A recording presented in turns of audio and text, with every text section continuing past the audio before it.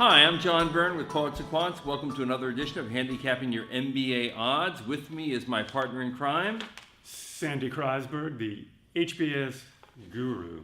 written on his fleece. Written on water? No, written in fleece.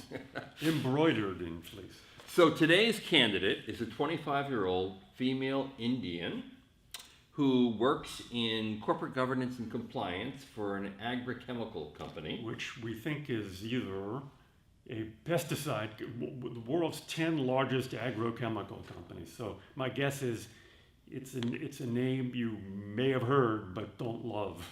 Right, maybe Monsanto, who knows? Dow, Monsanto, Exactly. Bayer, Right. stuff like that. But it's a brand name for sure. 720 GMAT, 3.8 GPA at the University of Mumbai in accounting and finance, but she also has a master's in accounting and finance. And believe it or not, while she's working for the agri-chemical company, she is pursuing a law degree, and now she wants an MBA to transition into a job as a consultant for either a nonprofit or public sector practice. Yeah, she also says she's thinking of getting a dual degree, which, as we toted it up, would give her 5 degrees. That's 5 degrees of separation from getting into business school, if you want my opinion. Right. In other words, you can be overeducated and therefore unappealing, This even is for a beginning- corporate job well, especially. Look, here's the thing with her. She's a very nice presentation on paper, very winning. She's a kind of a do-gooder. She's in compliance. There's something about perpetual studentdom. Right. In other words, you know, she's never sold anything in her life. Okay. And she's got very big ambitions: Harvard, Stanford, Wharton, Kellogg, Michigan, Duke, Berkeley, and Columbia. What do you think about this candidate overall? Well, let me make it clear. The fact she's in compliance from a business school point of view is not ideal. It's good that she works for a name brand agrochemical company, even if it's making pesticides. Compliance is a dirty word to business schools, both as a matter of ideology, but more importantly, as a matter of selectivity. The brightest lights from the world's undergraduate pool do not grow up saying, boy, I want to be a compliance officer, you know. So that's one thing she's got. And not only does she work in compliance, she seems to love it, okay? But she does That's describe also it, not a good sign. interestingly enough, she describes it as corporate governance as opposed to compliance. Well, because yeah, she she's got a reports- whole yeah. list of things she does. And she reports to the corporate board governance. secretary. I'll tell you, Yeah. one of the things she describes herself doing is monitoring inside trading. Right. Okay, so that's no way to win friends, folks. She's like a gumshoe for a pesticide company, you know? That's one way to put it. Well, that's true. Yeah.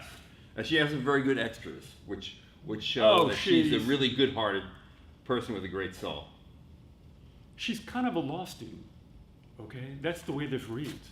It's a history of compliance, accounting, do-gooder stuff, helping Right. underprivileged children.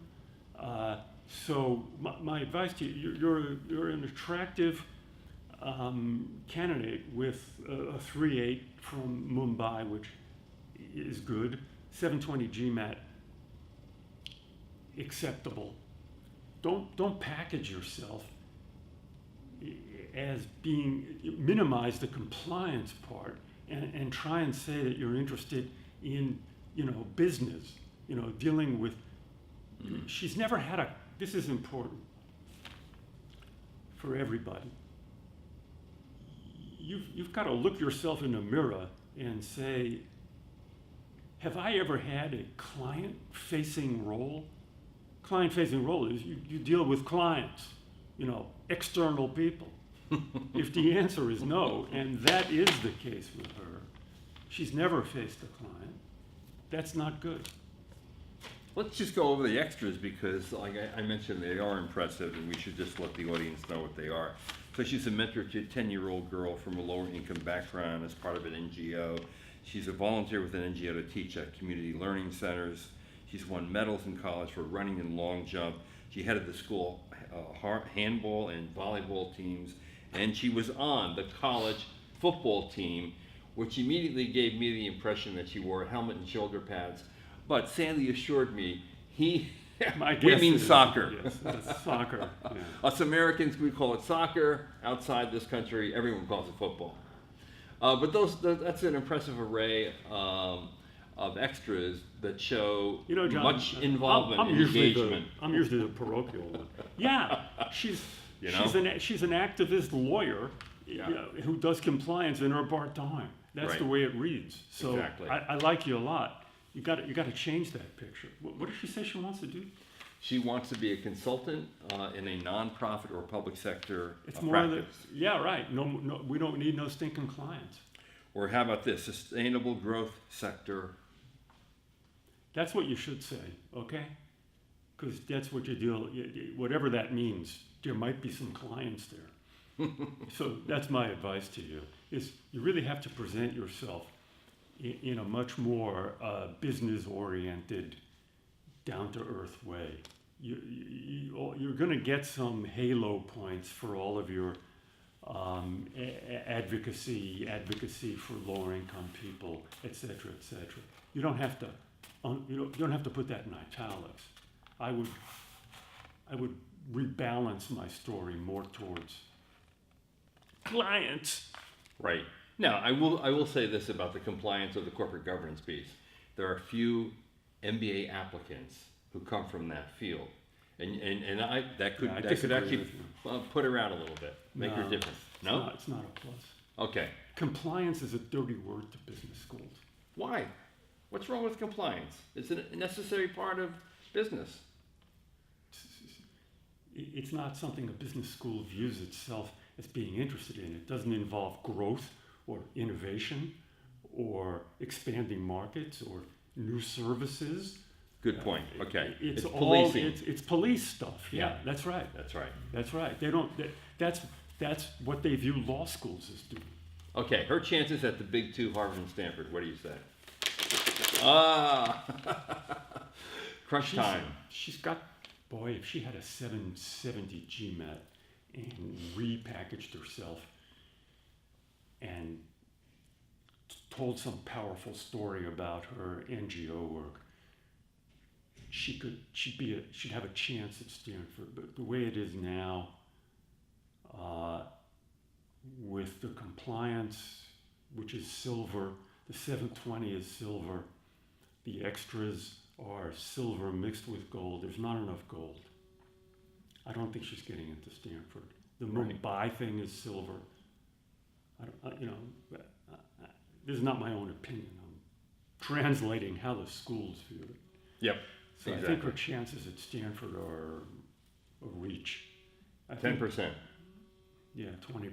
20% at Stanford. What about Harvard? People like her can get into Harvard if things fall her way. This is a case where execution matters. This is a case where Sandy, she needs to hire you.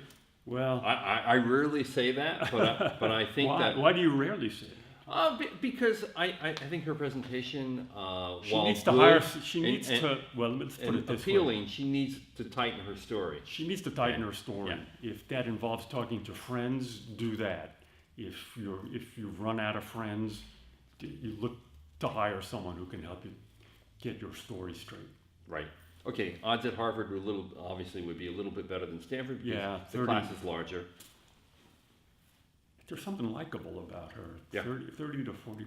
Oh wow, that's pretty high. 30, okay, you talked me out of it. 30%. Okay, 35. 35%. That's better. And Wharton, 720. What's the? Already has an accounting and finance master's and undergrad degree.